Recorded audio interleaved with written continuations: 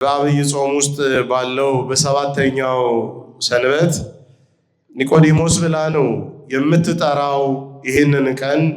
ዓለም የከበዳት ወገኖች እግዚአብሔርን ባለመስማቷ ነው። ይህ አሁን የኢኮኖሚ ውድነት፣ በዓለም ላይ የምታዩት ጦርነት፣ ግሽበት ምናምን የምታዩት በሙሉ እግዚአብሔር ባለመሰማቱ የመጣ ጣጣ ነው ወገኖች። ይህ ዓለም ለእመቤታችን ለድንግል ማርያም ለወላዲተ አምላክም የተመቸች ዓለም አይደለችም። ይሄ አብይ ጾም ማታ ላይ ወጣ ብላችሁ ከተማችሁን ተመልከቱ። ብዙ መጠጥ ቤቶች፣ ብዙ መዝናኛ ስፍራዎች ቀዝቀዝ ብለዋል። አብይ ጾም ስለሆነ ነዋ። ዮሐንስ በፍቅር ኖሮ ስለ ፍቅር ሰብኮ ስለ ፍቅር ዘምሮ በፍቅር የሞተ አባት ነው ወገኖቼ። ቃሌን የሚሰማ ቢኖር በእርጋታ ይቀመጣል ከመከራ ስጋትም ያርፋል ይላል። የእግዚአብሔርን ቃል ስትሰሙ ብቻ ከመከራ ስጋት ታርፋላችሁ። ዛሬም በድለነው ፀሐዩም እያወጣ ዝናቡንም እያወጣ ወደ መቅደስም ስንገባ ወደዚህ ስንመጣ በትህትና እየጠበቀ ኧረ ክብር ይግባው መድኃኔዓለም ኢየሱስ ክርስቶስ። እናንተ ቤታችሁ የሚረጋጋው ሰላም የምታገኙት እንደው አንዳንድ ሰው ኑሮ የተበጠበጠ ሰላም አጣው የህሊና ረፍት አጣው የሚለው የእግዚአብሔርን ቃል ባለመስማቱ እንደሆነ ታውቃላችሁ ወገኖቼ። ትለፋላችሁ፣ ትወጣላችሁ፣ ትወርዳላችሁ እንጂ ጠብ የሚል ነገር የለም። ኑሯችሁ የሚሳካው በእግዚአብሔር ቃል ብቻ ነው ወገኖቼ። አንዳንድ ጊዜ ወገኖቼ እንደው ኃጢአት ሰርተን ዝም ሲለን እግዚአብሔር ኃጢአታችንን ያጸደቀልን እንዳይመስለን፣ ኃጢአታችን የተመቸው እንዳይመስለን ወገኖቼ። ዝም ሲለን ምህረቱ ሲበዛ እግዚአብሔር ዝም የሚለን ወገኖቼ የንስሐ ዕድሜ እየሰጠን ነው ወገኖቼ። ዘመድ የሌላችሁ መጠጊያ ጥግ የሌላችሁ ሰዎች የምትንከራተቱ እኔ ምኑን በሐበሰብ ነኝ የምትሉ ሰዎች መድኃኔዓለም መጠጊያችሁ ስለሆነ ደስ ይበላችሁ ወገኖቼ። ባዶ ስትሆኑ አጋጣሚው ሁሉ ሲጠብባችሁ እናልፈዋለን የምትሉት ደግሞ አላሳለፍ ብሎ ጋሬጣ ሲሆንባችሁ እንዱ ለፍታችሁ መና ስትሆኑ ብቻችሁን ስትሆኑ መድኃኔዓለም አስቡት ወገኖቼ። ደሞዛችን ከፍ ማለት ዝቅ ማለት አይደለም። ብዙ ገንዘብ እያላቸው የሚቸገሩ ሰዎች አሉ ወገኖቼ። ጥቂቱን ሲባርክ ግን እግዚአብሔር ሺዎችን ነው የሚያጠግበው። ጥቂቱን ነገር ይባርክላችሁ መድኃኔዓለም።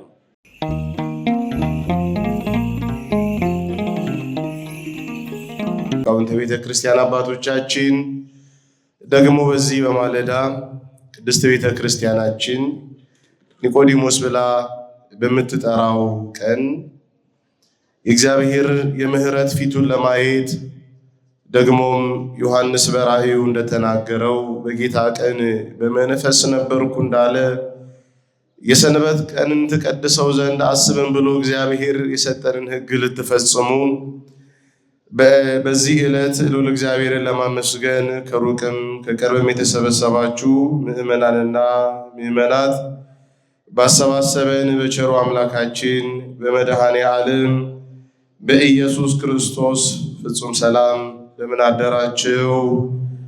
እንደምን ሰነበታችሁ? በምህረቱ ባለጠግነት ብዛት የቀደመውን በደላችንን ኃጢአታችንን ያልተመለከተብን ዛሬም ደግሞ በፍቅሩና በርኅራኄው በዚህ በታላቁ ስፍራ ላይ ተገኝተን አምላካችን ልዑል እግዚአብሔር ቃሉን ሊመግበን ተስፋ ሊሰጠን ጭንቀታችንና ኃጢአታችንን ሊያረቅልን በደል አበሳችንን ሁሉ ይቅር ሊለን ቅዱስ ሥጋውን እንድንበላ ክቡር ደሙን ደግሞ እንድንጠጣ ስለፈቀደልን ክብርና ምስጋና ለአምላካችን ለመድኃኔዓለም ለኢየሱስ ክርስቶስ ይሆንልን። ስሟን ጠርተን የማንጠግብላት ከኪሩቤልና ከሱራፌል ይልቅ የመወደድ ግርማ ያላት ድንግል ዓለሙን በመዳፉ የያዘውን ጌታ በማኅፀኗ 9 ወር ከ5 ቀን የተሸከመች ዓለምን የሚሸከመውን ዓለምን የሚያዝለውን ዓለምን በመዳፉ የሚይዘውን ጌታ በመሃል እጇ የያዘች በጀርባዋ ያዘለች መጋቢያችንን የድንግልና ወተት ያጠባች መብርሃን ወላዲተ አምላክ ድንግል ማርያም በአማላጅነቷ በእናትነት ፍቅሯ ሁልጊዜ ከኛ ስለማትለይ ክብርና ምስጋና ለእናታችን ለቅድስት ድንግል ማርያም ይሆንልን። የብፁዓን አባቶቻችንን በረከት እግዚአብሔር ከሁላችንም ጋር ያደርግልን። ዛሬ ቅድስት ቤተ ክርስቲያናችን በአብይ ጾም ውስጥ ባለው በሰባተኛው ሰንበት ኒቆዲሞስ ብላ ነው የምትጠራው ይህንን ቀን። በቤተ ክርስቲያናችን ውስጥ ካሉ መሰረታዊ ወይም ደግሞ አዕማድ ከምንላቸው ትምህርቶች መካከል አንደኛው ይሄ ምስጢረ ጥምቀትም መንፈሳዊ ትርጉሙ የተነገረበት ዳግመኛ መወለድ ማለት ምን ማለት እንደሆነ መድኃኔ ዓለም ኢየሱስ ክርስቶስ በዚያ በጨለማው ሰዓት ለመጣው ለኒቆዲሞስ ትምህርት የሰጠበት ቀን ነው።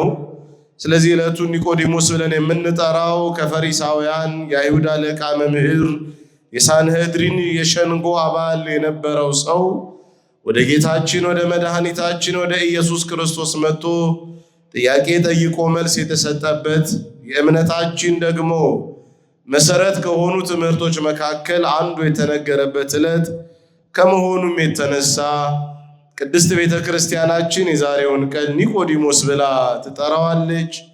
ለዚህ ዕለት ያደረሰን አምላካችን ልዑል እግዚአብሔር ስሙ ለዘላለም የተመሰገነ ይሁንልን። ይህ ታሪክም በዚህ በዮሐንስ ወንጌል በምዕራፍ 3 ላይ ተጽፎ ተዘግቦ የሚገኝ ታሪክ ነው። ስለዚህ ከዚህ የመጽሐፍ ቅዱስ ክፍል ውስጥ መድኃኒታችን ኢየሱስ ክርስቶስ እስመ ዘተወልደ እምሥጋ ሥጋ ውእቱ ወዘተወልደ መንፈስ መንፈስ ውእቱ ብሎ ያስተማረው ትምህርት አለ። ለትምህርታችን መነሻ ርዕስ አድርገን የምንቆየው ከሥጋ የተወለደ ሥጋ ነው፣ ከመንፈስ ግን የተወለደ መንፈስ ነው የሚለውን የዮሐንስ ወንጌል ምዕራፍ 3 ከቁጥር 6 ላይ ያለውን ቃል በመያዝ ይሆናል። ጌታ መንፈስ ቅዱስ አንደበቴን እንዲያከናውንልኝ እናንተ ደግሞ የምትሰሙ ብቻ ሳትሆኑ ልባችሁ እንዲለወጥ በዚህ በማለዳ እንደ ሊዲያ ምን ተንግበር የምትሉ እንደ ክርስቲያኖች እንደ መጀመሪያዎቹ ቤተ ክርስቲያን በለጋ ዕድሜዋ በበዓለ ጴንጠቆስጤ በዚያ በዕለተ ጰራቅሊጦስ ዕለት ቤተ ክርስቲያን ስትመሰረት ያን ጊዜ ብዙዎች እያመኑ ምን እናድርግ ይሉ እንደነበረ በእውነት ይህ ከኔ ከኃጢአተኛው ከደካማው አንደበት የሚወጣው ቃል የእግዚአብሔር ቃል ወደ ልባችሁ እየመጣ ምን እናድርግ የምትሉ እንድትለወጡ የሚያደርግ ይሁንልን። እግዚአብሔር አምላክ ከሁላችን ጋር ይሁንልን። ከሥጋ የተወለደ ሥጋ ነው፣ መድኃኔ ዓለም ነው የተናገረው። ደግሞ ዳግመኛ የተወለደ ደግሞ ከመንፈስ የተወለደ ደግሞ መንፈስ ነው ይላል። ምን ማለት ነው የሚለውን ቃል ሰፋ አድርገን ነው የምንይዘው። በተለይም ደግሞ በዚህ በዮሐንስ ወንጌል በምዕራፍ 3 ላይ ያለውን ቃል አንስተን ብዙ ነገር ከመነጋገራችን በፊት አበው ሊቃውንተ ቤተ ክርስቲያን እንደሚያስተምሩን በተለይ ደግሞ ታላቁ አባታችን ቅዱስ ዮሐንስ አፈወርቅ እንዳስተማረን ለዘያነብብ ቅድመ ብሎ እንደተናገረው ይዝክር ስሞ ለባለ መጽሐፍ እንድትቂት መቼስ ስለዚህ መጽሐፍ ጸሐፊ ማን እንደሆነ ልነግራችሁ ወዳለው ላስታውሳችሁ ፈልጋለሁ። በእውነት የዚህ መጽሐፍ ጸሐፊ ቅዱስ ዮሐንስ ነው። ወንጌላዊው እጅግ በጣም ብዙ ስሞች በመጽሐፍ ቅዱስ ውስጥ ያሉ፣ በተለይ ጌታ ይወደው የነበረ ደቀ መዝሙር የሚለው ስም ከሁሉ በላይ ይበልጣል ወገኖቼ። ብዙ ስሞች አሉት። ወለነጎድጓድ እንለዋለን፣ አቡ ቀለምሲስ እንለዋለን። በጣም ብዙ ስሞችን እናነሳለን ስለ ቅዱስ ዮሐንስ። ነገር ግን ይሄ ታላቅ ሐዋርያ በዚህ መጽሐፍ ላይ ጌታ ይወደው የነበረ ደቀ መዝሙር ተብሎ ተጽፎለታል። ሁላችሁ እንደሰማችሁት ነው። ትላንት ማታም ብፁዕ አባታችን ሲያስተምሩ እንዳደመጣችሁት የአውሪገን የተባለው ፍቅር ስለሆነ እግዚአብሔር ማንንም እንደው ሊኮንንም አይችልም የሚል ሐሳብ ያነሳ እንደነበረው በእርግጥ በኋለኛው ዘመን እንደ ክደትም ታይቶ እንደተወገዘ ሰምታችኋል። ነገር ግን እግዚአብሔር ወገኖቼ ማንንም ጠልቶ አያውቅም። እግዚአብሔር በእውነት ሁሉን ቻይ ነው፣ ከሃሊ አምላክ ነው። አባቶቻችን ከሃሊ ሁሉ የሚሉት አሐዜ ሁሉ የሚሉት ሁሉን የያዘ ሁሉን የሚያፈቅር እግዚአብሔር ወገኖቼ ምን ያህል ኃጢአተኞች ብንሆን እንዴት ባለ በዘቀጠ ከንቱ ማንነት ውስጥም ብንኖር በደለኞችም ኃጢአተኞችም ብንሆን ወገኖቼ እግዚአብሔር ፍቅር ስለሆነ በምህረቱ ብዛት እያየ ዛሬም በማለዳ ወደዚህ ወደ ቅድስናው ስፍራ እንድንገባ አድርጎናል። በእርግጥ በቤተ ክርስቲያናችን የሚነገረውን ታሪክ በተለይ ብዙ ጊዜ መስከረም 1 ቀን ነው የምናነሳው። እንደምታስታውሱ ተስፋ አደርጋለሁ። ለእስክንድርያ 12ኛ ሊቀ ጳጳስ የነበረው ታላቁ አባት ቅዱስ ድሜጥሮስ ልክ እንዲህ ባለ ሰዓት በቅዳሴ ሰዓት በተመጦተ ቅዱስ ቁርባን ላይ ምእመናን ተሰልፈው ወንዶችም ሴቶችም ተሰልፈው የክርስቶስን ሥጋውን ለመብላት ደሙንም ደግሞ ለመጠጣት በሚሰለፉበት ሰዓት ያ ታላቁ አባት ንጹሃን የሆኑ ሰዎች እንዲቀበሉ ኃጢአተኛ የሆኑ ሰዎች ደግሞ ንስሐ ገብተው ሌላ ቀን እንዲመጡ እናንተ ኃጢአተኛ የሆናችሁ ሰዎች ዞር በሉ ገለል በሉ ይላቸው ነበር። እና በእርግጥ በዚያ ዘመን በጣም ብዙ ሰዎች ተናደውበታል፣ ተበሳጭተውበታል።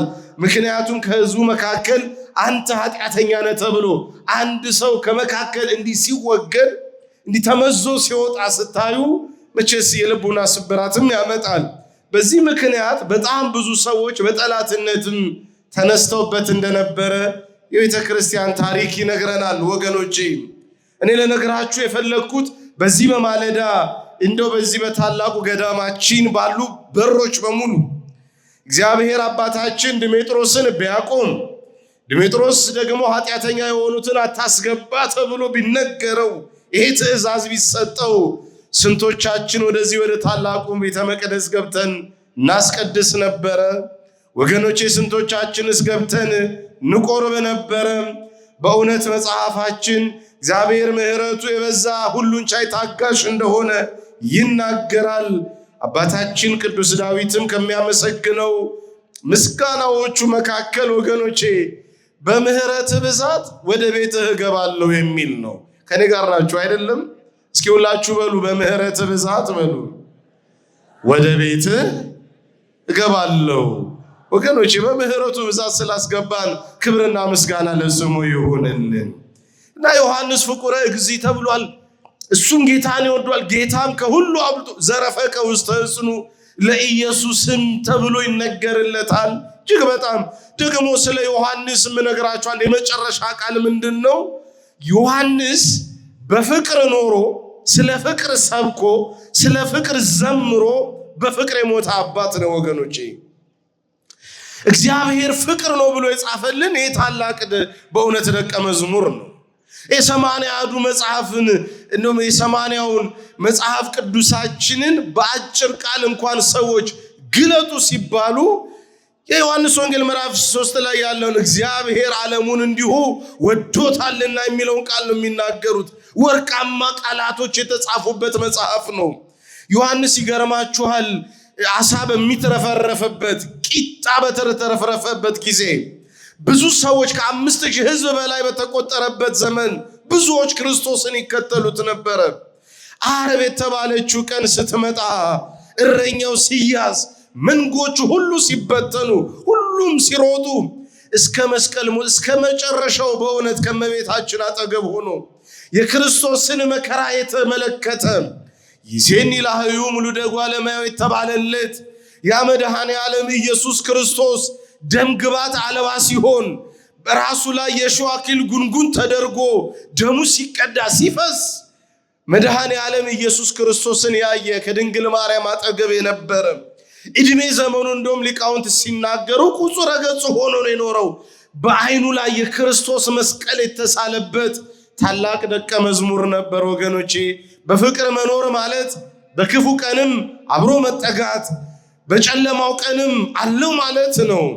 እንደስ ዮሐንስ ስለ ፍቅር የሚያብራራ የሚናገር አባት ብቻ ሳይሆን በተግባርም በፍቅር ይኖር ነበረ።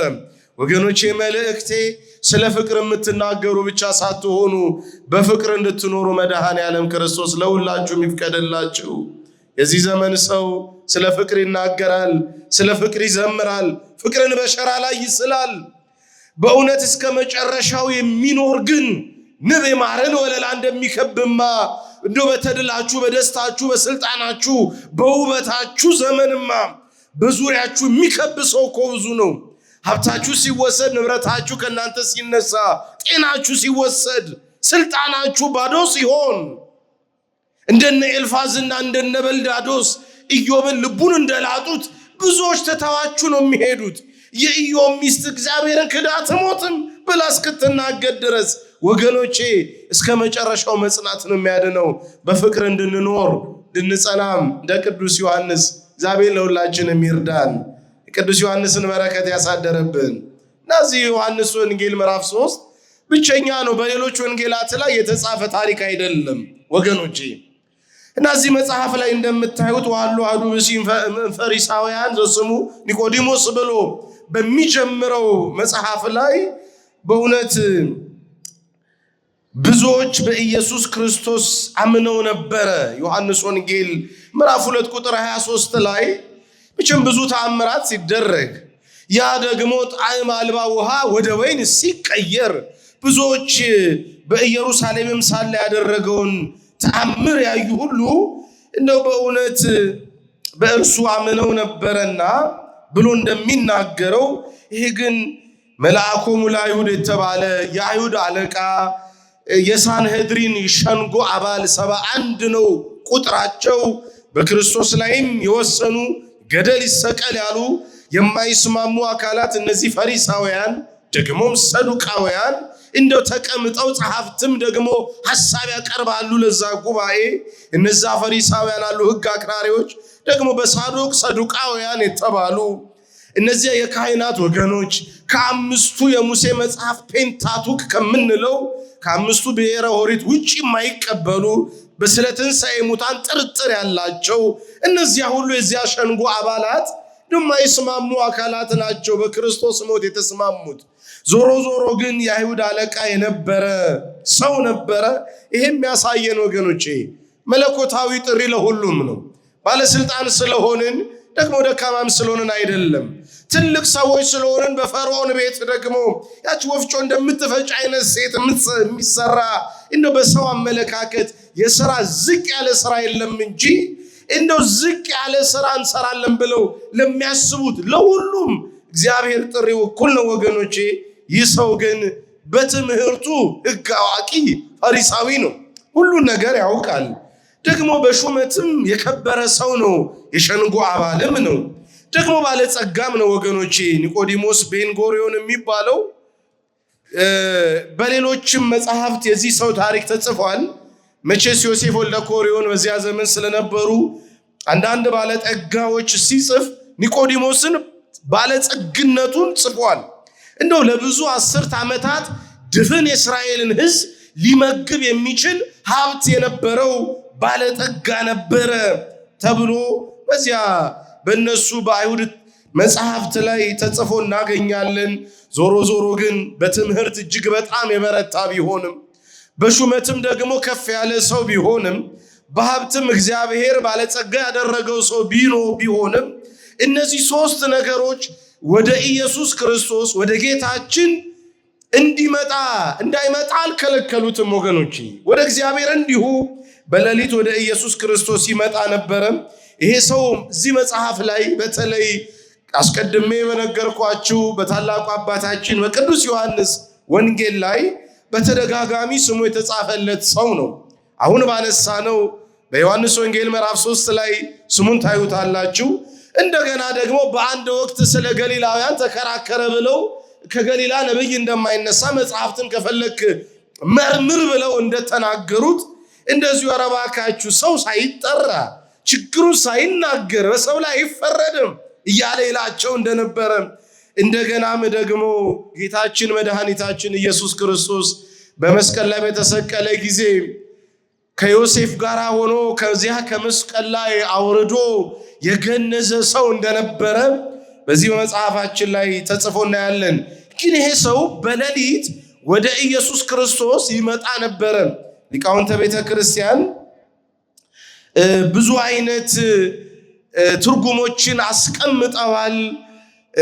ትላንት እንደተነገረ ነው። በእውነት የምሳሌያዊ ትርጉሞች እጅግ በጣም ብዙዎች ናቸው። ብዙ አባታችን ሲያስተምሩ ሰምታችኋል።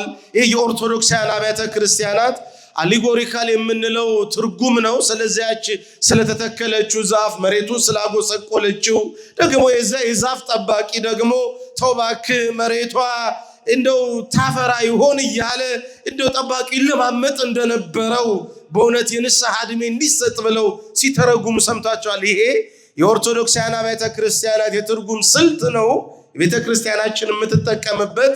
ስለዚህ በሌሊት የመጣበትን ምክንያት አባቶቻችን አስቀምጠዋል። በእለ ይቤሉ እያሉ አንዳንድ ከሰዓታችን አንጻር ሁሉንም ባናነሳም መቼ ስለዚህ ሰዓት የሚበጀንን እንደው ሐሳቡን ይዘን እንድንሄድ የሚያደርገውን ቁም ነገር እያነሳን እንቆያለን። እግዚአብሔር ከሁላችን ጋር ይሆንልን። አባቶቻችን ለምን በሌሊት መጣ ብለው ሲናገሩ አንደኛ በእርጋታ ተቀምጦ ሊሰማ ነው፣ በስክነት ለመማር ነው።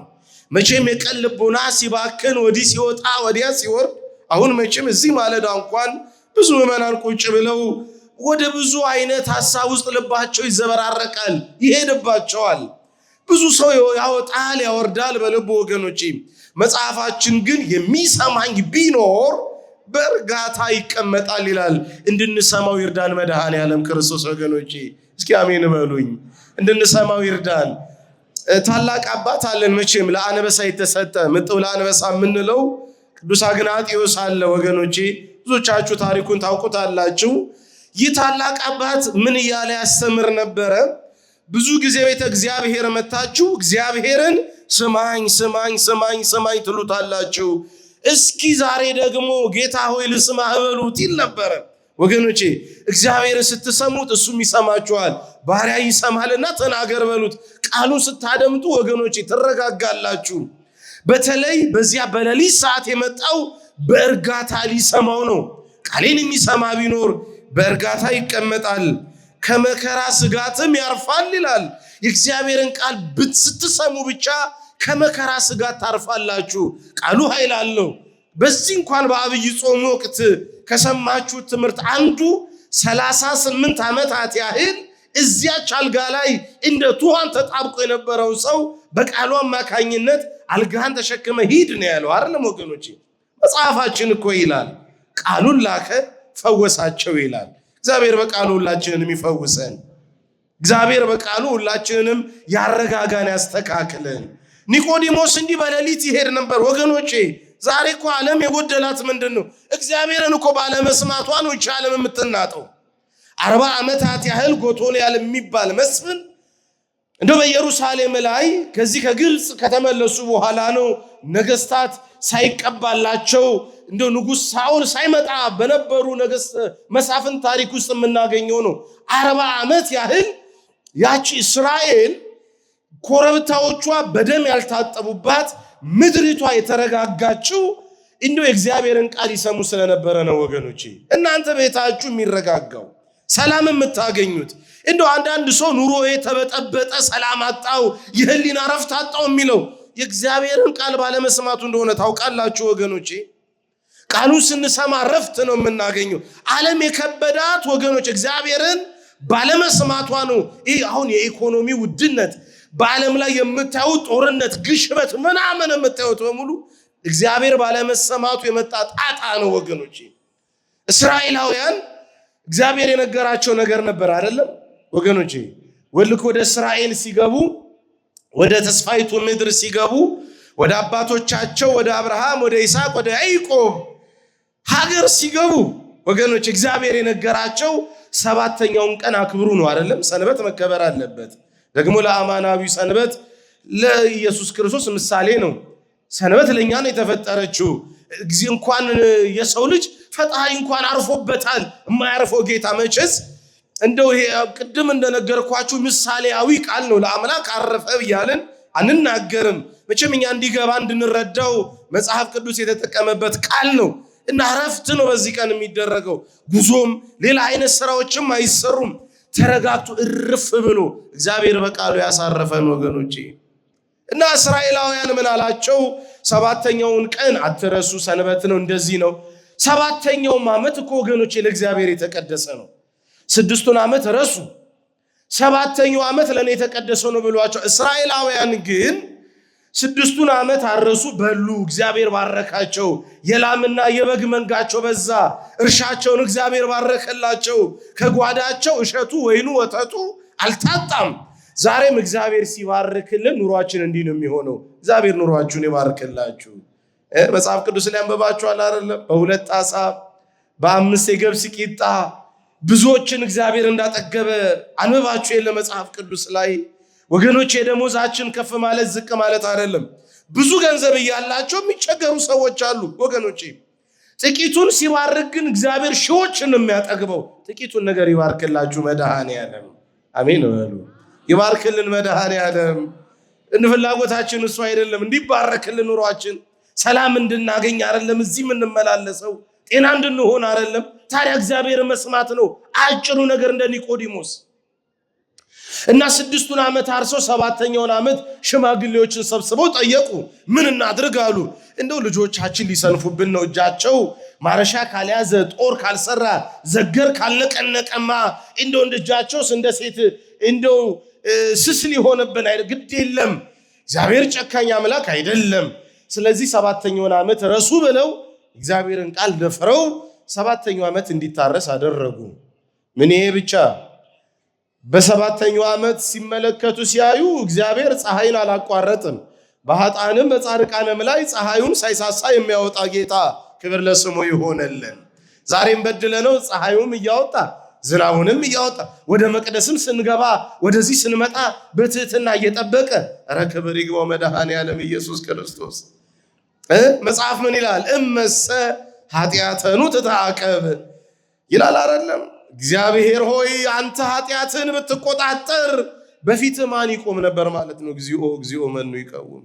ግን እግዚአብሔር አቆመን አይደል ወገኖቼ? እግዚአብሔር ግን ዝም አለን አይደል? በምህረቱ የኛ ሥራ ሁል ጊዜ ሕግ መተላለፍ ነው። ስንት ጊዜ እግዚአብሔር አለፈን እኛ ወገኖቼ። ምህረቱ ከኛ ጋር ይሆነልን እና ዝናቡን አላቋተ ተነጋገሩ። ይኸው መች ዝናቡ ተቋረጠ፣ መች ፀሐዩ በቃ እንደ ረሱ። አሁንም ቀጣይ ደግሞ ሌላኛው 7ኛው ዓመት መጣ። በ14ኛው ዓመት እንዲህ እያሉ 70 ሰንበቶችን ደፈሩ እስራኤላውያን። አንዳንድ ጊዜ ወገኖቼ እንደው ኃጢአት ሰርተን ዝም ሲለን እግዚአብሔር ኃጢአታችንን ያጸደቀልን እንዳይመስለን፣ ኃጢአታችን የተመቸው እንዳይመስለን ወገኖቼ። ዝም ሲለን ምህረቱ ሲበዛ እግዚአብሔር ዝም የሚለን ወገኖቼ የንስሐ ዕድሜ እየሰጠን ነው። ለሀገራችን የንስሐ ዕድሜ፣ ለሕዝባችንም የንስሐ ዕድሜ፣ ለእያንዳንዱ ሰው የንስሐ ዕድሜ እየሰጠን ነው ወገኖቼ። ቀን ሳለ በብርሃን በዚህ ዘመን ንስሐ ግቡ፣ ክፉ የምትሏቸው አስፈሪ ቀናቶች ሳይመጡ መጽሐፍ በጉብዝና ወራት ማንን አስብ ይላል? አዎ እግዚአብሔርን አስቡ ወገኖቼ። ፍርድ አለ፣ ኩነኔ አለ። እግዚአብሔርን አስቡ። እና እነዚህ እስራኤላውያን 70 ሰንበት ሲሽሩ ወደዚያ ወደ ፋርስ ወደ ባቢሎን ወደ ኢራንና ኢራቅ ማለት ነው አሁን ወደምናገኛቸው አሁን ወደ ጦርነት ውስጥ ወዳሉ ያን በሙሉ እስራኤላዊ እግዚአብሔር ሰብስቦ እዚያ በምድረ በዳ 70 ዓመት የፍዳ ዘመናት እንዲኖሩ ነው ያደረገው። ያካክሳል እግዚአብሔር። ጻድቅ ነው፣ ፍቅር ብቻ አይደለም፣ ፈታሄ በጽድቅ ነው አምላካችን። መሐሪ ነው፣ ደግሞም ይበቀላል ወገኖቼ፣ መስተበቅል ነው። ስለዚህ ማስተዋል ይገባናል። እንደው ኃጢአት ስንሰራ ዝም ሲለን ያጸደቀልን እየተመቸው እንዳይመስላችሁ ልላችሁ ፈልጌ ነው። አምላካችን እግዚአብሔር ከሁላችን ጋር ይሆነልን። ታዲያ ሁሉ እንዳይመጣ በስክነት መማር፣ ልባችሁ ሳይባዝንባችሁ እግዚአብሔርን ማሰብ፣ ቀኑን በሙሉ ከቃሉ የተለየ ኑሮ ወገኖቼ። እንደው ትለፋላችሁ፣ ትወጣላችሁ፣ ትወርዳላችሁ እንጂ ጠብ የሚል ነገር የለም። ኑሯችሁ የሚሳካው በእግዚአብሔር ቃል ብቻ ነው ወገኖቼ። ይህን ማወቅ አለባችሁ። እንደው አንዳንድ ሰው እኔ ሌሊት ነው የምወጣው ልጆቼ ተኝተው ሳይነሱ ኑሮዬ እንዲቃና ሌሊት ነው የምወጣው፣ ማታም እንዲሁ ከጅብ ጋር እየተገፋው አምሽቼ ነው የምገባው፣ ልጆቼ ተኝተው አላገኛቸውም። ግን እንደው ጠብ የሚል ነገር ጠፋ ይላል። እንደ ተሸነቆረን ስራ ከላይ ሲሞሉበት ከስር እንደሚጠፋው እንደው ሰላቢ እንደጎበኘው ሊማት እለፋለሁ፣ እወጣለሁ፣ ወርዳለሁ፣ የሚጨበጥ ነገር ጠፋ ይላል ብዙ ሰው። ችግሩም እንደሆነ ታውቃላችሁ ወገኖቼ፣ በእንደ ቃሉ አለመኖር፣ በእግዚአብሔር ቃል አለመኖር ነው የኑሯችን የጉድለቱ መንስኤ ወገኖቼ። እናውቀዋለን ፈጣሪንማ 2 ዓሣ 5 የገብስ ቂጣ ባርኮ 1000 ያጠገበ ጌታ አይደለ እንዴ ወገኖቼ? እግዚአብሔር ጥቂቱን ነገር ይባርክላችሁ። ስለዚህ በእርጋታ ቃሉን ሲሰማ ሚስጥር ሰማ እና ምንድን ነው ያለው? መምህር እንደሆንክ እናውቃለን፣ እግዚአብሔር ከእርሱ ጋር ከሌለ ሰው በቀር ይህን ሁሉ ታምር ሊሰራ የሚያደርግ የለም እያለ ይነግረው ነበረ። ታዲያ አንተ የእግዚአብሔር ሰው እንደሆንክ ወይም መምህር እንደሆንክ እናውቃለን ሲለው መድኃኒታችን ኢየሱስ ክርስቶስ ታዲያ እኔ መምህር እንደሆንኩ ካወቅ እንደው ለምን በቀን አልመጣህም አላለውም። በእውነት አላለውም። አሳልፎ የሚሰጥ ጌታ አይደለም። ገበና ከታች ነው ወገኖቼ። እንዳልበደለ ሰው እንዳላጠፋ ሰው የሚመለከተን ጌታ ነው አይደለም። አሁን ኃጢአት ሰርተን አይደል እንደ መጣ ነው። ግን እንደ ንጹሃን ሰዎች እኮ እንደው ቁጭ ብለናል በምህረቱ ብዛት ወገኖቼ። እግዚአብሔር አንተ ኃጢአተኛ ነህ ዞር በል ቢል ስንት ሰው ይገባል? ምእመናን ስንት ሰው ይገባል? እንደው መጽሐፋችን ትንቢተ ኢሳይያስ ምዕራፍ 42 ቁጥር 3 ላይ የተቀጠቀጠን ሸንበቆ አይሰብርም ነው የሚለው። በዛው ተሰብረን እንድንቀር አይደለም። የተቀጠቀጠውን ሸንበቆ ወገኖቼ ይጠግነዋል። በምህረቱና በፍቅሩ እግዚአብሔር ይጠግነን ወገኖቼ። በምህረቱ እንዲሁ የእግዚአብሔር ሥራ ገበናን አሳልፎ መስጠት፣ ገበና መክተት ነው። አሳልፎ እኛን ለወደረኞቻችን አሊያም ደግሞ ለሚያንጓጥጡ ሰዎች መስጠት አይደለም። የነብይነት ወጉ የአምላክነት ወጉ ወገኖቼ። የስንቱ ሰው ገበና ተሸፈነለት ተከደነለት ወገኖቼ። በእውነት ገበናችንን ስለሸፈነልን ስለከደነልን ክብርና ምስጋና ለስሙ ይሁንልን። ዳዊት እኮ ኃጢአቱ ያልታሰበበት ሰው ያልተቆጠረበት ሰው ምንኛ ምስጉን ነው፣ ብዙ ነው እንዳለው እኮ ነው ወገኖቼ። እንደገና እግዚአብሔር ከእርሱ ጋር እያለ እኔ እኮ ነኝ እግዚአብሔር፣ እኔ እኮ ነኝ እግዚአብሔር ልጅ አላለም። እሺ መጽሐፋችን ዮሐንስ ወንጌል ምዕራፍ 12 ላይ ዓለምን ላድን እንጂ በዓለም ላይ ልፈርድ አልመጣሁም እንዳለ እሱ ራሱ እግዚአብሔር ነበር ወገኖቼ። ታውቃላችሁ እዛ ከተራራው በታች እንኳን መድኃኔ ዓለም ኢየሱስ ክርስቶስ እኛ እንደው የተራራው ስብከት ብለን የምንናገረው የማቴዎስ ወንጌል የቀደሙ ምዕራፋትን ምዕራፍ 6 ምናምን የተራራው ስብከት ትምህርቶች እንላለን። አንቀጸ ብፁዓንን እናነሳለን። ከዚህ ከምዕራፍ 4 ምናምን ጀምረን ወደ ምዕራፍ 8 ስንመጣ አንድ ለምጻም ሰው እናያለን። ይሄ ለምጻም የሆነ ሰው ለዘመናት በዚያ በምድረ በዳ ለብቻው ይኖር ነበር ወገኖቼ። በዚህ በብሉይ ኪዳን ዘመን በኦሪት ዘሌዋውያን ምዕራፍ 14 ምዕራፍ 15 እንዲህ ባሉ መጽሐፍት እንደተጻፈው ለምጻም የሆነ ሰው ከማህበረሰቡ ጋር ተቀላቅሎ አይኖርም። ሰውነቱ ላይ ነጣ ነጣ ገርጥ ያለ ነገር ሲመጣ ራሱን ለካህን ማሳየት አለበት። ምክንያቱም በዚያ ዘመን በሰዎች ላይ ለምጽ የሚወጣው በኃጢአታቸው ምክንያት ስለነበረ ነው። በብሉይ ኪዳን ዘመን ማለት ነው። ደግሞ የሚገርመው በዚህ ዘመንስ ቢሆን እግዚአብሔር ኃጢአታችንን በሰውነታችን ላይ ቢገልጥ ኖሮ አላደረገውም እንጂ የሁላችንስ ሰውነት ወገኖች ዥንጉርጉር ሆኖ ይቀራል ነበረ። የሰው ልጅ መልኩ ቡራቡሬ ነብርን መስላል ነበረ። አሳልፎ ስላልሰጠን ክብር ምስጋና ለስሙ ይሁንለት። እንዳም ለምጻም የሆኑ ሰዎች እንደዚህ ቀን ያው ሰንበተ ክርስቲያን ነው እንደ ቅዳሜ ተሰብስበው ሊቀ ካህናቱ ከሳምንት በኋላ ተመልሰና ብሎታል። ከሳምንት በኋላ ተመልሶ ሲመጣ ይሄ ነገር የመጣው እኔ ካከበብኩት ከጥቁሩ ክበብ አልፎ ስለወጣ ኃጢአት ስለበዛ እግዚአብሔርን ስላስቀየምክ ይሄ የቆዳ በሽታ ሳይሆን የኃጢአት በሽታ ስለሆነ 3 ጊዜ ርኩስ ነኝ ብለህ ከከተማ ትወጣለህ ይለዋል። እና ያ ሰው ህዝቡ በተሰበሰበበት አውጆ ራሱ ላይ እንደው ሞት አውጆ ማለት ይቻላል ከህብረተሰቡ ተለይቶ በጫካ ይኖር ነበረ። ግን አንድ ወሬ ይሰማ ነበረ። በተራራው ላይ የሚያስተምር እንደው ለምጻሞችን የሚያነጻ ውራንን የሚያበራ እንዲህ አይነት ሐሳብ እያሰበ እንደው መቼ ይሆን ማገኘው እያለ ይመኝ ነበረ። አንድ ቀን ምኞቱ ሞላለት። መቼም ዳዊት እንዳለ ነው አሜሃ መላፍሳ አፉነ ወተሐስየ ልሳንነ እንላለን። እግዚአብሔር አንድ ቀን አለ ወደኛ የሚመጣበት ልባችንን በደስታ ዘይት የሚያረስበት ቀን እግዚአብሔር ቀን አለው። ይሄ የኃጢአት ቋጥኝ የሸክማችሁ እንደከበዳችሁ እንዳዘናችሁ አትቀሩም። አንድ ቀን እግዚአብሔር በደስታ ባህር እንድትዋኙ ያደርጋችኋል። እግዚአብሔር ቀኑን ያምጣላችሁ። ይገርማችኋል። አንድ ቀን ክርስቶስ ከተራራው ሲወርድ አንተ ልታነጻኝ ተወዳለህ ይለዋል። ክርስቶስ ምን አለው? እግዚአብሔር ነው ለላችሁ ፈልግ። አዎ እወዳለሁ ንጻ አለው። እንደው እጁን ዘርግቶ ዳሰሰው ነው የሚለው። እንደው ይሄን ቃልማ እንድትሉልኝ እፈልጋለሁ። እጁን ዘርግቶ በሉ ዳሰሰው።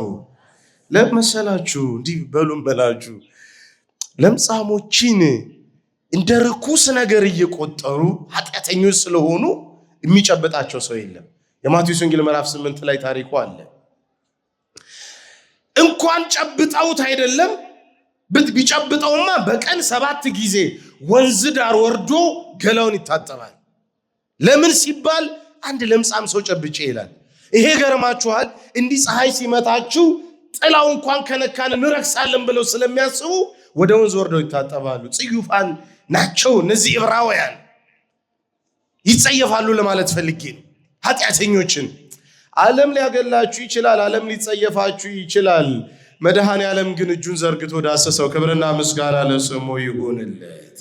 እንዲህ አይነት ጌታ ነው አምላክ ነኝ ጣሊታ ተነሽ ያለው የማርቆስ ወንጌል ምዕራፍ 5 ላይ እጁ የሰለለውን ሰው እጅህን ዘርጋ ያለው ኃጢአት ተሰረየችልህ ያለ ጌታ ነው።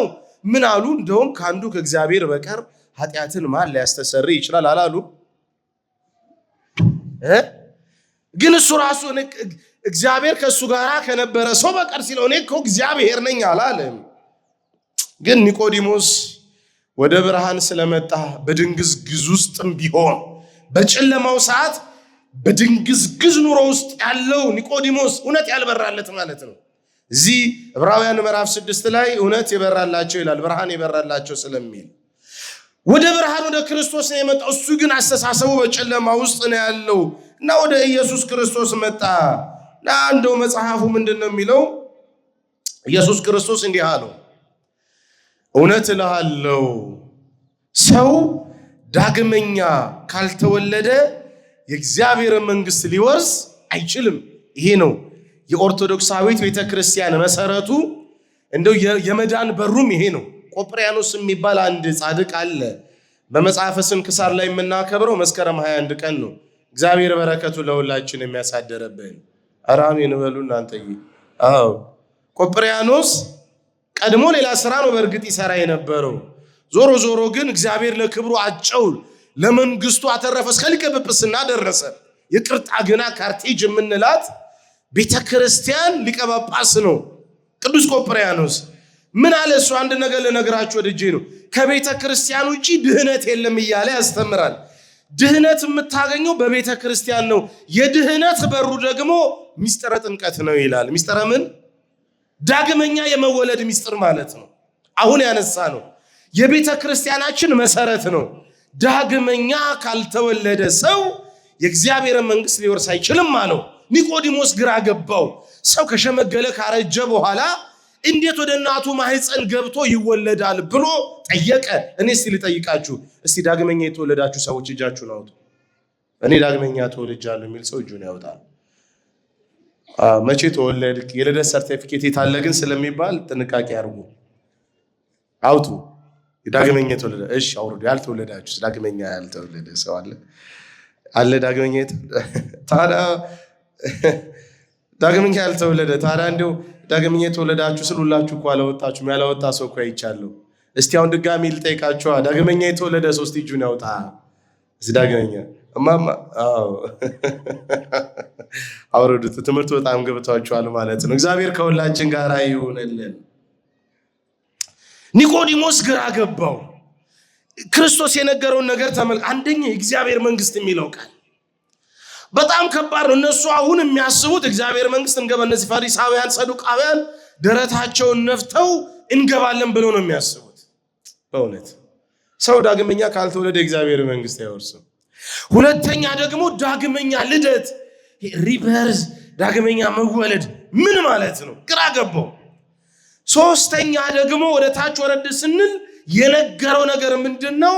ከውሃና ከመንፈስ ከመንና ከምን ከውሃና ከመንፈስ። ይሄ የላቀ ኃይል ያለው ልደት ነው። ሰው መቼም ከእናትና ከአባቱ እንዲሁ ተወልዷ ሁሉም ሰው ይወለዳል። እና ያ ሰው ሲወለድ እኮ 5 የስሜት ሕዋስ እግዚአብሔር እንዲሁ በነፃ ለሁሉ ሰጥቶታል። ለሁላችንም ሰጥቶናል።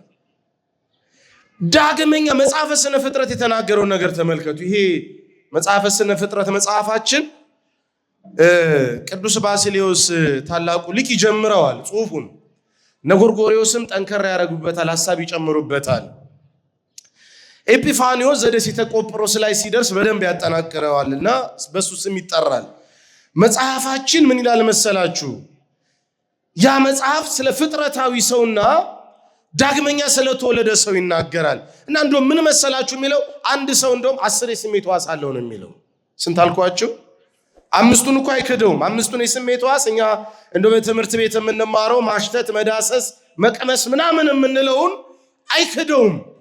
ሰው ዳግመኛ ሲወለድ ሌላ 5 የስሜት ሕዋስ ይጨመርለታል ነው የሚለው ቅዱስ ኤጲፋኒዮስ ዘደሴተ ቆጵሮስ ሲያስተምር ማለት ነው።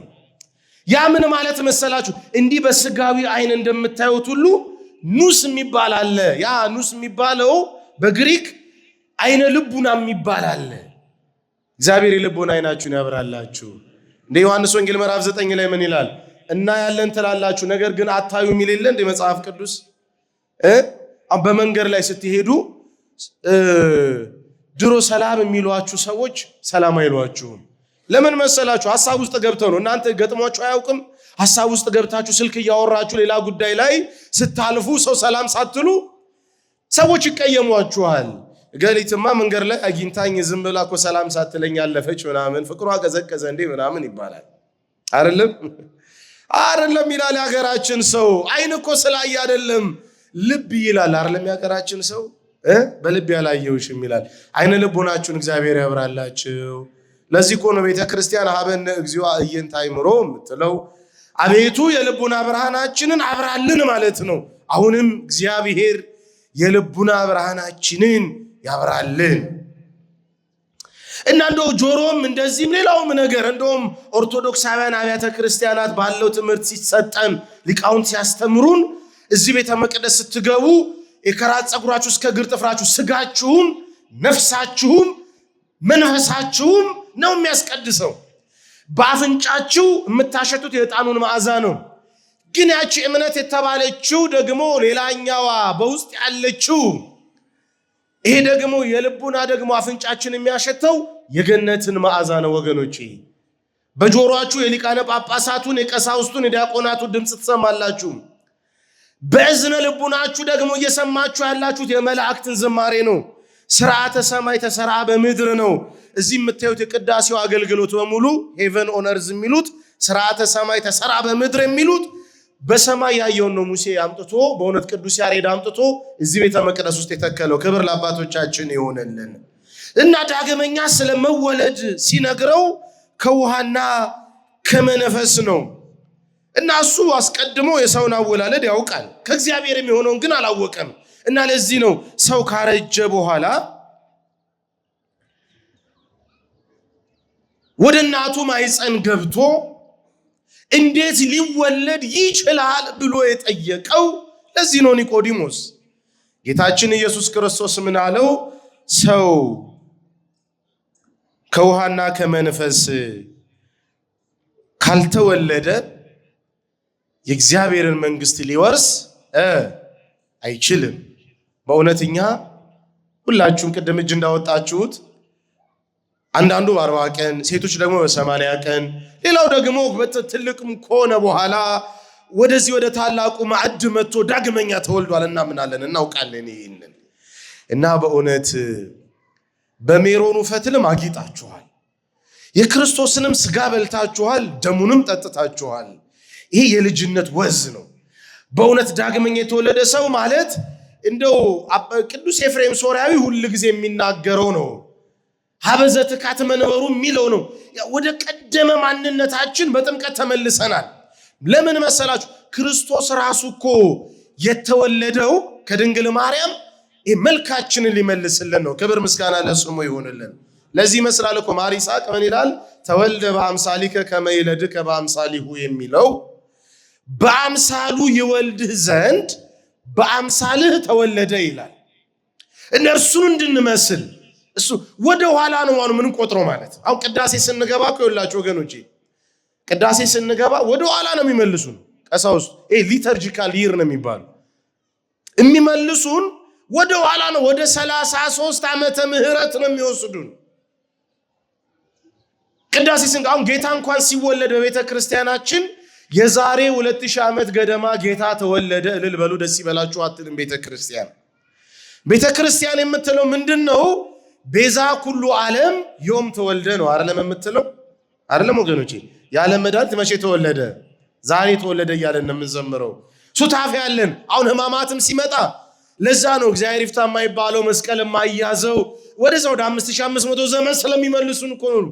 በእውነት ቅዳሴም ስንገባ ለዚህ ነው በቅዱስ ቀሌምንጦስ የተናገረውን ነው በዜማ የምንለው። ሃሌሉያ እመቦብሲ ምእመናን እያለን የምንናገረው ቅዱስ ቀሌምንጦስ የጻፈልን ጽሑፍ ነው። አባቶቻችን በዜማ አድርገው በሥርዓተ ቤተ ክርስቲያን ውስጥ የከተቱልን። ስለዚህ ቤተ መቅደስ ውስጥ የገባ ቁርባን የማይቀበል እንደገና ደግሞ መጽሐፍትን የማይሰማ ይሰደድን ቤተ ክርስቲያን ብለው የሚናገሩት ማለት ነው። ያ ምን ማለት ነው?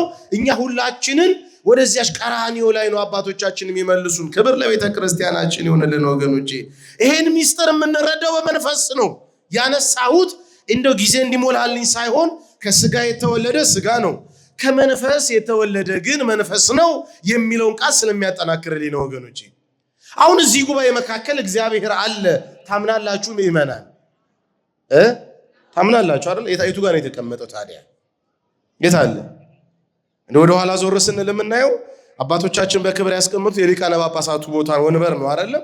በአይሁድ ልማድ አንድ ነገር አለ። ዓርብ ምን ያደርጋሉ? ለቅዳሜ አጥቢያ ያው ፀሐይ ስትገባ ስታዘቀዝቅ ቀዳሚት ሰንበት ስለምትገባ አንድ ወንበር ለብቻ ያስቀምጣሉ። የኤልያስ መቀመጫ ብለው ነብዩ ኤልያስ ቁጭ ይላል ከኛ ጋራ ብለው እና ሁኔታ አለ ታዲያ ለእግዚአብሔር ያስቀምጥንለት ወንበር አለ እዚህ ጋራ። የት አለ ታዲያ እግዚአብሔር? ማማ ንገሩኛ፣ የት አለ እግዚአብሔር? አይታችሁታል? በምንድን ነው የሚታየው? በመንፈስ ነው አይደለም? ክብር ምስጋና ለስሙ ይሁንልን። ይኸውላችሁ ከመንፈስ የተወለደ ግን መንፈስ ነው የሚለው ይህን መንፈሳዊ የሆነ ሐሳቤ ማቴሪያላዊ የሆነውን ቁስ አካላዊ የሆነውን ነገር አስወግደን እግዚአብሔርን በመንፈስ በእምነት ነው የምናየው ወገኖቼ። የምንሰማውን በእምነት ነው። ይህ የምስራች ቃል እናንተ እንደተነገረ ደግሞም ይሄ ምስራች ቃል ለነዚያም ተነግሮ ነበረ። ዳሩ ግን ቃሉን በእምነት ስላልሰሙት ይላል። በምን ስላልሰሙት? በጆሮ ስላልሰሙት አይልም። በምን ስላልሰሙት? በጣም እንዲገባችሁ ምሳሌ ልንገራችሁ ከመጽሐፍ ቅዱስ ማለት ነው። አንዲት ምስኪን ሴት አለች አጋር የምትባል ታውቋት ይሆን? ስለ አብርሃም ታሪክ ሲነገር፣ ስለ ሳራ ታሪክ ሲነገር የአጋር ታሪክ ሁልጊዜ በቤተ ክርስቲያናችን ይነገራል ወገኖቼ። ሳራ አንድ ቀን እስማኤል የተባለው ልጅ ሲስቃየችና ይሄ ልጅ ከልጄ ጋር መውረስ የለበትም ከዚህ ቤት ይውጣ አለች። ያው ደጉ አብርሃም አስወጣት ከቤቱ ጫላት። ግን ደግነቱ የተሟጠጠበት ሰው ስላልነበረ አብርሃም ስንቅ ሰጣት፣ ውሃ ሰጣት። እግዚአብሔር ደግነታችሁ እንዳይሟጠጥ ይርዳችሁ ወገኖቼ። እናንተ ኢትዮጵያውያን በእውነት እንግዳ ሲመጣ አልጋችሁን እየለቀቃችሁ ማለፊያ እንጀራ እያበላችሁ እናንተ መደብ ላይ ተኝታችሁ ሰው አልጋ ላይ ታስተኛላችሁ። ይሄ ኢትዮጵያዊነት ነው ወገኖች። ኢትዮጵያዊነት መልኩ ይሄ ነው። ነብር ዥንጉርጉርነቱን ኢትዮጵያዊ መልኩን አይለቅም ነው አይደለም የሚለው። እና ይሄን መልካችን እንዳንርቅ መድኃኔ ዓለም ክርስቶስ ይርዳን ወገኖቼ። ኢትዮጵያዊነት መልኩ ተዋህዶአዊ ነው።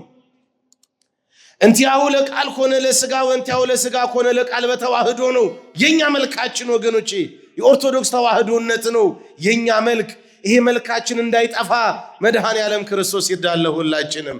ይሄ ደጉ አብርሃም ስንቅ አሸክሞ ሂጂ አላት። ሩቅ አገር ሄደች አጋር። ሰው ሁሉ ወደማያውቀው አገር ደው ዘመድ ቢኖራት ስልክ ደውላ ነገሊት ጋራ ትቀመጥ ነበር እኮ አጋር። ወገን ያልነበራት ሴት ነበረች። ይሁን በዚያ ዘመን ሴት ናት። እድሜዋ ደግሞ እየጨመረ መጥቷል። ደግሞ አንድ ልጅ ደግሞ አቅፋለች። አበው ምን ይላሉ? የምበላው ሳጣ የሚባል አማርኛ አለ አይደለም? ለልጇ ስንቋን ታበለዋለች በሴት አቅሟ እየቆጠበች። እንደው ግሯ ወዳደረሳት ቦታ ሄደች። ዘመድ የላትም፣ ወገን የላትም፣ የምትጠጋበት ጥግ የላትም። ወገኖቼ ዘመድ የሌላችሁ መጠጊያ ጥግ የሌላችሁ ሰዎች የምትንከራተቱ እኔ ምኑን በሐበሰብ ነኝ የምትሉ ሰዎች መድኃኔ ዓለም መጠጊያችሁ ስለሆነ ደስ ይበላችሁ ወገኖቼ። እመብርሃን ወላዲተ አምላክ መጠጊያችሁ ስለሆነች ደስ ይበላችሁ ወገኖቼ። እቺ ሴት የምትጠጋበት ጥግ አጣች። ወደ ቤርሳቤ ምድረ በዳ ሄደች። ሩቅ አገር እንዶ በረሃው ደግሞ ሰማዩ ከዚህ ከአሸዋው ጋር የተጋጠመ ይመስላል። ዝም ብላ እግሯ ወዳደረሳት ነው የምትሄደው። ይመሻል፣ ይነጋል፣ ስንቋ አለቀባት ወገኖቼ። ሁሉ ያልቃል አይደለም? ስልጣንም ይሻራል ወገኖቼ። በተለይ እዚህ ዘመን ላይ ስልጣን የዛፍ ላይ እንቅልፍ አይደለም፣ ዛፍ ላይ ማደር ላይ እኮ ነው ስልጣን። ጠዋት ተሾሞ ጠዋት ቀሊት የሚገባ ሰው ከሆነ ሰው አንዳንዴ ስልጣንን ባፍንጫ ያሰኛል፣ ይጨንቃል እኮ ወገኖቼ። ሁሉ ነገር ውበትም ይረግፋል። እዚህ ኬንያ ሁላችሁ እንዲህ ወጣ ስትሉ በዚህ በሞያሌ በኩል በዚህ በሐዋሳ አርጋችሁ ስትሄዱ ኬንያ ውስጥ ማሳይ የሚባሉ ጎሳዎች አሉ። ማሳይ እና የማሳይ ጎሳዎች ምን ይላሉ? ውበትና ኩራት መቃብር ይገባል ይላሉ ወገኖቼ። አይገባም፣ አይረግፍም፣ ስልጣንስ አይጠፋም፣ ስንቅስ አያልቅም። ሁሉ አለቀባት፣ ባዶ ሆነች ወገኖቼ። አለቀሰች ምርር ብላ፣ ልጇም አለቀሰ። እማዬ የሚበላ አምጪ ይላል። ምን ትስጠው ወገኖቼ? በጣም ነው የምታሳዝነው። ደግሞ በሴትነት አቅሟ በጣም ልብ የምትሰብር ሴት ናት። ብቻዋን ስትሆን ልጇ ሊሞትባት እጇ ላይ ውሃ ሊሆንባት ሆነ። አይኔማ እያየ ልጇ አይሞትም ብላ ልጇን እዚህ አስቀምጣ አንድ ጎበዝ ድንጋይ ወርውሮ የሚያደርስበት ርቀት ላይ ደረሰችና ጀርባዋን ለልጇ ሰጣ ወደ እግዚአብሔር ትጮ ጀመረ ወገኖቼ። ባዶ ስትሆኑ አጋጣሚው ሁሉ ሲጠብባችሁ እናልፈዋለን የምትሉት ደግሞ አላሳለፍ ብሎ ጋሬጣ ሲሆንባችሁ እንዱ ለፍታችሁ መና ስትሆኑ ብቻችሁን ስትሆኑ መድኃኔዓለም አስቡት። እግዚአብሔር ከእናንተ ጋር ይሁን። አሜን በሉ። በጣም ተጨነቀች፣ ለብቻዋ ግራ ገባት። አጋር ብቻዋን ተንከራተተች፣ መረራት። ፈጣሪ ጠራኝ እዚህ ከደጉ ከአብርሃም ቤት እግዚአብሔር ያወጣኝ እንዲህ አሸዋ ውጦ ሊያስቀረኝ ነው። ምር ብላ ስቅስቅ ብላ በዛ በበረሃ ላይ እንባም ይቸግራል አለቀሰች ወገኖቼ። ብቻዋን ሆና ስትጠራው እግዚአብሔር ከሰማይ ሆኖ ጸሎቷን ሰማት። ክብር ምስጋና ለስሙ ይሁን። ብቻችሁን አይደላችሁም። የሚያያችሁ ጌታ አለ፣ የሚረዳችሁ ጌታ አለ፣ የሚያግዛችሁ ንጉሥ አለ። ስሙ መድኃኔዓለም ይባላል ወገኖች። አጋር እንዲተንከራታ ብቻዋን ሆና ተጨንቃ እግዚአብሔር ሰማት ድምጿን።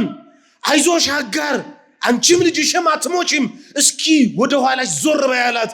ወደ ኋላዋ ዞር ስትል እግዚአብሔር አጠገቧ ላይ ምንጭ አፍልቆላት ነበረ። ክብር ምስጋና ለመድኃኔዓለም ይሁን። ሮጠች አጋር ወደ ልጇን አነሳችሁ፣ ከዚያ ውሃ ጠጣችሁ፣ ልጇ ተረፈላት ወገኖቼ።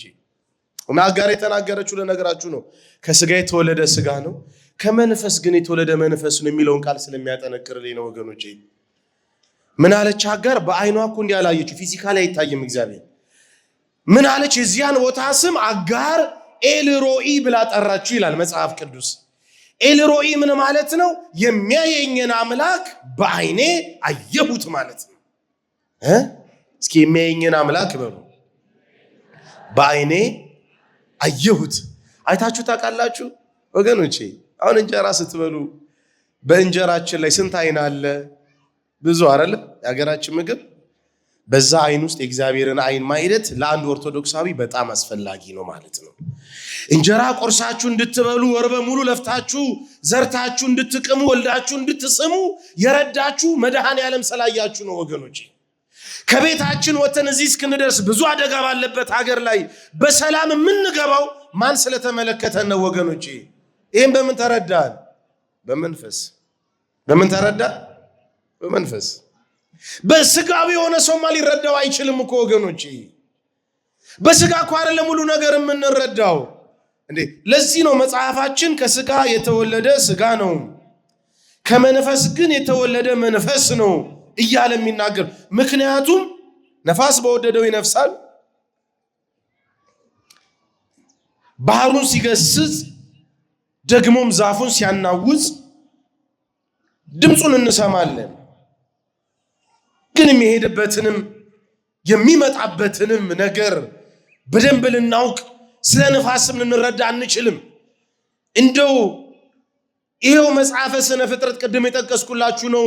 ነፋስም መልኩ ጸሊም ነው ምናምን ስላለን ነው እንጂ እንደው እኛ አናውቅም። ሊቃውንት ነው የሚረዱት። አባታችን ሄኖክ ነው መቼስ ይሄንን ነገር በራእዩ አይቶ በመጽሐፍ የጻፈል። ወደ ሞት ሰማይን ጎብኝቶ መጥቶ ነው ሄኖክ የጻፈልን ስለ ነፋሳተ ምህረት ስለ ነፋሳተ መዓት ስለ ፀሐይ መግቢያ መውጫ ሁሉ የጻፈልን ሊቃውንት እንዲህ ስለተመለከቱ ስላዩ ስለጻፉልን እንጂ ክርስቶስም እንዲህ ብሎ ነው የተናገረው። ስለዚህ ሰውም ዳግመኛ ሲወለድ እንዲሁ አናየው። ዳግመኛ ስትወለዱ በሚታየው ነገር የማይታየውን ጸጋ እግዚአብሔርን ነው ያገኘን ያለነው። ከተወለድን በኋላ ሮሜ ምዕራፍ 8 ቁጥር 15 ላይ እንደተጻፈው እኛ ከዚህ በኋላ እግዚአብሔር ልጆች ነን ማለት ነው። ክብር ምስጋና ለእግዚአብሔር ይሁንልን። አባት ብለን ነው የምንጠራው። ድሮ ስትወለዱ እኮ የአቶ ገሌ የወይዘሮ ገሌ ልጅ ናችሁ እናንተ። ዳግመኛ ግን ስትወለዱ ከመንፈስ ቅዱስ ስለሆነ የተወለድነው እኛ ሀብተ ወልድና ስመ ክርስትና በቤተ እግዚአብሔር ውስጥ ስለምናገኝ ከዚህ በኋላ እግዚአብሔር ልጆች ነን ማለት ነው። እግዚአብሔር ልጆች ነን። እስኪ በሉ ድገሙት በደንብ ልስማችሁ። የአባታችሁን ታዲያ ስራ እየሰራችሁ ነው። ያድግ ወልድ ግብረ አቡሁ እንደተባለው የጀግና ልጅ ጀግና ነው። የቅዱስ ልጅ ቅዱስ ነው መሆን ያለበት። ጠዋት ሊቃነ ጳጳሳቱ ከቅዳሴ በፊት በኪዳን ጸሎት ላይ ሲጀምሩ ምን አሉ? ቅዱስ እግዚአብሔር ሲሉ አልሰማችሁ? ቅዱስ ኃያል ሲሉ አልሰማችሁ? ታዲያ የቅዱሱ የእግዚአብሔር ልጆች የእግዚአብሔር ልጆች ነን ካልን መቀደስ አለብን። በረከሰ ስፍራ ላይ መገኘት የለብንም። የእግዚአብሔር መልአክ ኤልያስን በዚያ ምን ታደርጋለህ እንዳለው የተቀደሳችሁ ሰዎች በረከሰ ስፍራ እንዳትገኙ እግዚአብሔር ይርዳችሁ። ምን ታደርጋላችሁ በረከሰ ስፍራ? እግዚአብሔር በማይመለክበት በባቢሎንና በግብፅ ምን ታደርጋላችሁ? አረ ከለብታ ኑሮ እግዚአብሔር ያውጣን። ብዙዎቻችን ለብታ ውስጥ ነው ያለነው። በራድ ወይም ትኩስ እንዳልሆንክ ስራህን አውቃለሁ ለብ ብለህብኛልና ልተፋህ ነው ይላል መጽሐፍ ቅዱስ። ወገኖቼ ከመንፈሳዊ ኑሮ ውስጥ ማለንበት እኛ ደግሞ በዓለማዊ ኑሮ ውስጥ ማለንበት። ይሄው ተመልከቱ። ይሄ አብይ ጾም ማታ ላይ ወጣ ብላችሁ ከተማችሁን ተመልከቱ። ብዙ መጠጥ ቤቶች፣ ብዙ መዝናኛ ስፍራዎች ቀዝቀዝ ብለዋል። አብይ ጾም ስለሆነ ነው። ጾሙ ሲፈታ ብዙ ሰው እንኳን ጾመ ልጓሙን ፈታልህ እያለ ታስራ እንደተፈታሽ ጥጃ ሩጦ ወደ ዓለም ወደ ጭፈራው ደግሞ ከመንፈሳዊ ነገር አለንበት። በአብይ ጾም እንዳለው በበዓለ ሃምሳ ደግሞ ከዓለማዊ ነገርም አለንበት እያለን እዚህም አለን እዛም አለን የምንል እኛ ነን። ሁለት ቦታ የምንረግጥ ሰው ቤቱን በግብፅም በከነዓንም ሊሰራ አይችልም። ሰው ቤቱን በባቢሎንም በእስራኤልም ሊሰራ አይችልም። ሰው በዓለምም ከዓለም ውጭም ሊሰራ አይችልም። ኦርቶዶክሳዊ ሰው ይላችሁ መንፈሳዊ ሰው ነው። በስጋ አትኑሩ። ከመንፈስ ቅዱስ ስለተወለድን የመንፈስ ቅዱስ ስራን ስሩ ወገኖቼ። በዓለም ሳለን የዓለምን ሐሳብ ነው የምናስበው። አሁን ግን ነነሰ ስጋውያን ይላሉ ሊቃውንተ ቤተ ክርስቲያን። እኛ የስጋን ነገር እናስባለን፣ ስጋውያንን በስጋ መንገድ በስጋ ሕግም እንሄዳለን። አንተ ግን የመንፈስን ነገር አስተምረን ነው የሚሉት ወገኖቼ። እግዚአብሔር የመንፈስን ነገር ለሁላችን የሚያስተምረን። በዓለምም በቤተ እግዚአብሔርም አለን አይባልም። በሁለት ቦታ እግዚአብሔር ደግሞ ይሄ አይመቸውም። ልተፋህ ነው ለብ ብለህብኛል ነው የሚለው። ለዚህ እኮ ነው በተደጋጋሚ ከግብፅ እንድንወጣ ያን ሁሉ ተአምራት ያሳየን። 10 መቅሰፍት ያመጣው እኮ እኛን እኮ ከግብፅ ሊያወጣን እኮ ነው በፈርዖን ላይ ያወረደው። ለዚህ እኮ ነው በዘሩባቤል አማካኝነት ከዚያ ከግብፅ ከባቢሎን እንድንወጣ ያደረገን ወገኖቼ። መውጣት ያስፈልጋል። አሁንም ቢሆን በመንፈስ ያለ ሰው ከተደበቀበት ጥላቻ፣ ክህደት፣ አለማመን፣ ከመቃቃር ነፃ መውጣት አለበት። መድኃኔዓለም በቸርነቱ ያውጣን ሁላችንንም። ብዙ ሰው በስጋ ነው የሚያስበው። ብዙ ሰው በስጋ መንገድ ነው የሚሄደው የሚራመደው። የመንፈስ ቅዱስን ስራ ለመስራት ብዙ ሰው ዳተኛ ነው፣ ወደ ኋላ እየተመለሰ ነው። ለምን ይመስላችኋል? ለምን ይመስላችኋል? ይሄ ልባችን እኮ ስላልተገራ እኮ ነው። ይህንን ዓለም አትምሰሉ ተብሎ ተነግሮናል። ይሄ ለስጋውያን ሰዎች የሚመች ነው ይሄ ዓለም። ለኛ ይሄ የሚመች ዓለም አይደለም ወገኖቼ። ለሐዋርያት የሚመች አይደለም። ይህ ዓለም ለእመቤታችን ለድንግል ማርያም ለወላዲተ አምላክም የተመቸች ዓለም አይደለችም። በመንፈስ የሚኖሩ ሰዎች ከመንፈስ የተወለዱ ሰዎች ባህሪያቶችን እነግራችኋለሁ። እግዚአብሔር ከሁላችን ጋር ይሁንልን። ከኔ ጋር ናችሁ አይደለም? እግዚአብሔር ከሁላችን ጋር ይሁን። ዛሬ 7ኛው ሳምንት ኒቆዲሞስ ብለን የምንጠራው ጌታችን ኢየሱስ ክርስቶስ ለኒቆዲሞስ ያስተማረው ትምህርት ይህ ነው። ከመንፈስ የተወለደ ግን መንፈስ ነው ብሎ የተናገረው አንደኛ በፍቅር መኖር ነው። ከፍቅር በላይ ምን አለ? ሁለተኛስ ብንናገር አሁን በእውነት ቅዳሴው ወደ ስርዓተ ቅዳሴው ስለምንሄድ ስለ ፍቅር ልንገራችሁ። ቅድምም የጀመርኩት በፍቅር ነው። በዮሐንስ መደመደሞም በፍቅር ነው። የሕግ ሁሉ ፍጻሜ ፍቅር ነው። እግዚአብሔር እኔና እናንተን ሲወደን ወገኖቼ መስፈርት አላስቀመጠም። መጽሐፍ እንደሚናገረው እንዲያው ተብሎ በተገለጠ ፍቅር ወዶናል። የባንክ አካውንት ያለንን ነገር አልተመለከተም። ደምግባታችን ዘር ማንዘራችንን አልቆጠረም። እንዲሁ ነው የወደደን። ከነ ኃጢአታችንን ጥሎ ትቶ እኛን ወደደን። በፍቅር ኑሩ። ባለጸጋ ሲሞት ምን ያወርሳል? ቤት፣ መኪና። እንዘባይል ውእቱ አንደ ርእሶ የምንለው ባለጸጋ ሳለ ራሱን ድሃ ያደረገው መድኃኔ ዓለም ምን ያወርሰን? ቤት፣ መኪና። ምን ያወርሰን? ምን አለመሰላችሁ? መጨረሻ ላይ እኔ እንደወደድኳችሁ አለ። እስኪ በሉ እኔ እንደወደድኳችሁ እርስ በእርሳችሁ ትዋደዱ ዘንድ ትእዛዜ ይህች ናት። ከመንፈስ የተወለደ ሰው በእውነት በፍቅር ይኖራል። ፍቅር እንደ ሸማ መድኃኔ ዓለም ያልብሳችሁ። ለቅዱሳን አባቶቻችን በረከት ረድኤት እግዚአብሔር ያሳትፈን። የብፁዓን አባቶቻችን ጸሎታቸው፣ በረከታቸው፣ ረድኤታቸው ከሁላችን ጋር ይሁንልን። ከሥጋ የተወለደ ሥጋ ነው፣ ከመንፈስ ግን የተወለደ መንፈስ ነው። ተቀድሰን ከመርከስ ቆርበን ከማፍረስ የተዋህዶ ልጆች ነበሩ፣ ሃይማኖታቸውን ለወጡ ቀየሩ ከመባል እግዚአብሔር ይሰውረን ይሰውራቸው። ያስተማረን እግዚአብሔር የተመሰገነ ይሁን። ወስብሐት ለእግዚአብሔር። ይቆየን።